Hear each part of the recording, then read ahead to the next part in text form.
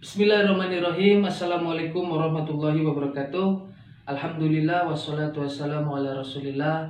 La khala wa la quwata illa billah ma ba'du. Baik anak-anakku kelas 9 yang Ustaz banggakan, bagaimana kabarnya hari ini? Ya, semoga dalam keadaan sehat semuanya ya. Alhamdulillah hari ini Ustaz bisa menyapa kalian kembali dalam pembelajaran pendidikan Pancasila dan kewarganegaraan. Silakan anak-anakku untuk bisa mengikuti dengan baik. Baik anak-anakku semuanya, marilah kita awali dengan bacaan basmalah bersama-sama. Bismillahirrahmanirrahim.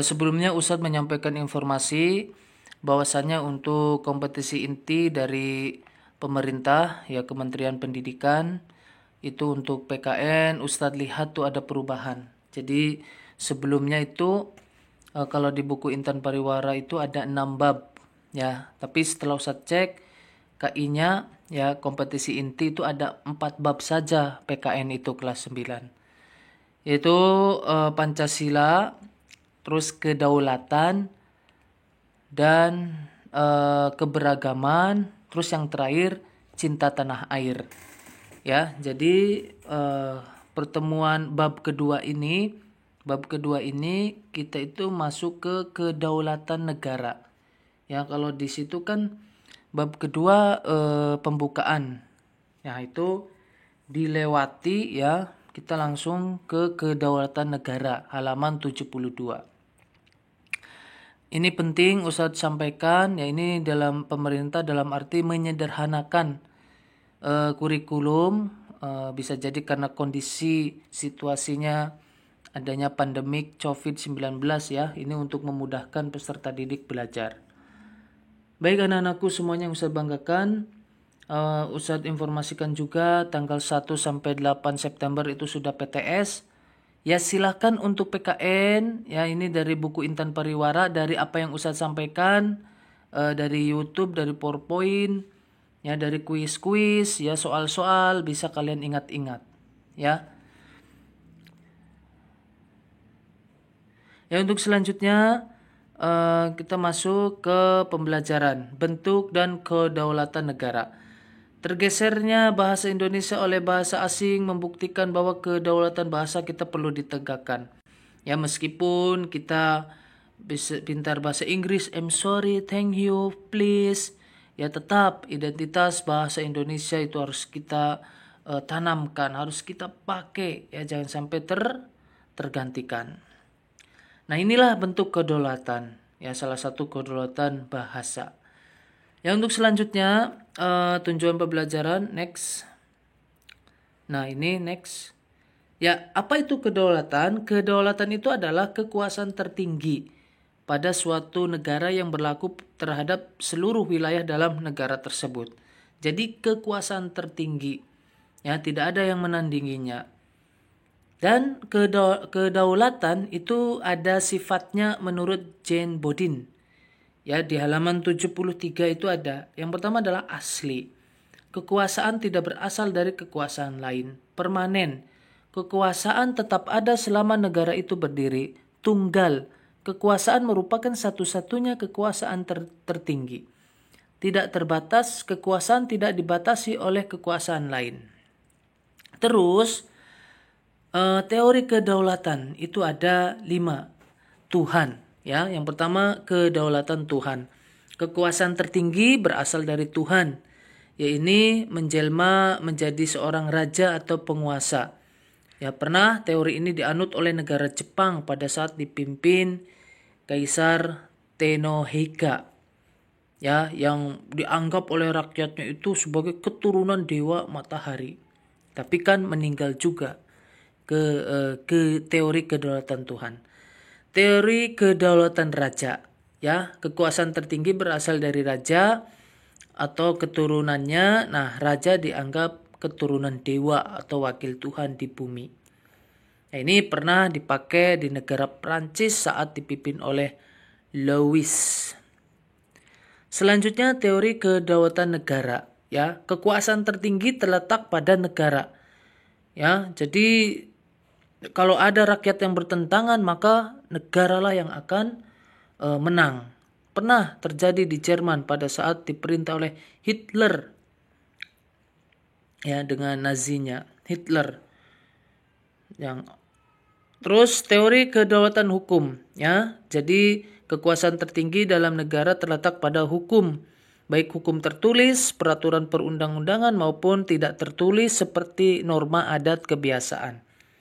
Terakhir, teori kedaulatan rakyat. Nah, inilah kekuasaan negara tertinggi terletak di tangan rakyat. Ya, bisa dengan pemilihan umum, ya, ada lembaga legislatif, eksekutif, dan yudikatif. Indonesia menganut teori kedaulatan hukum dan rakyat.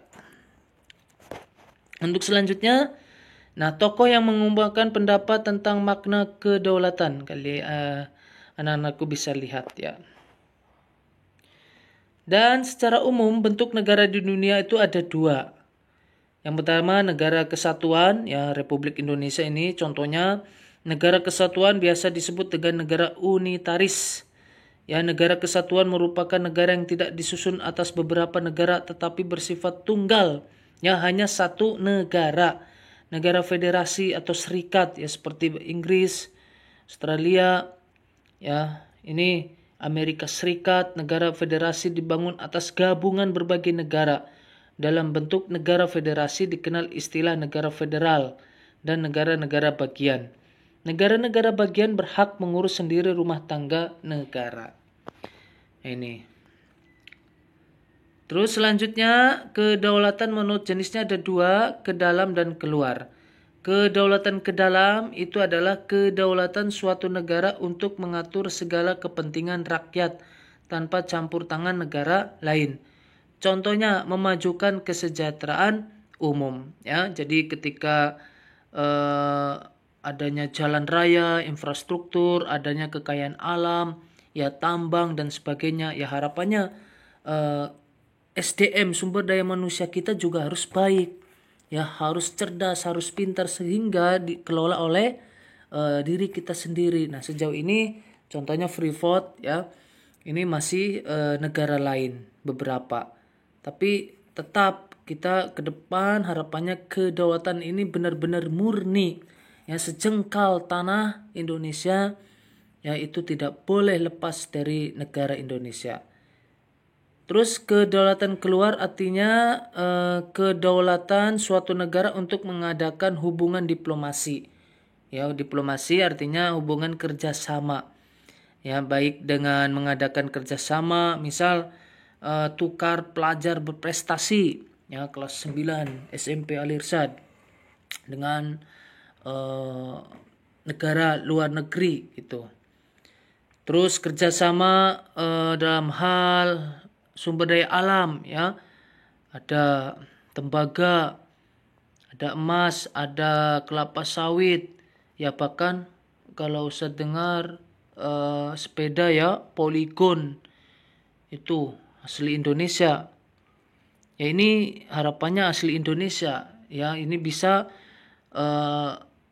bangga buatan Indonesia sehingga ekspor yang keluar itu bisa menghasilkan keuntungan untuk kas negara. Impor-impor yang masuk ke Indonesia, ya, juga, ya, bisa menambah devisa kekayaan negara Indonesia. Itulah kedaulatan ke dalam dan keluar. Baik anak-anakku semuanya, itulah singkat terkait dengan penjelasan kedaulatan, teorinya, sifatnya, bentuk dan negaranya tadi Ustaz jelaskan, ya. Semoga kalian bisa memahami dan bermanfaat untuk kita semuanya. Aku semuanya, itu tadi penjelasan dari Ustaz, ya, semoga bermanfaat. Baik, kita tutup dengan bacaan hamdalah dan doa kafaratul majelis.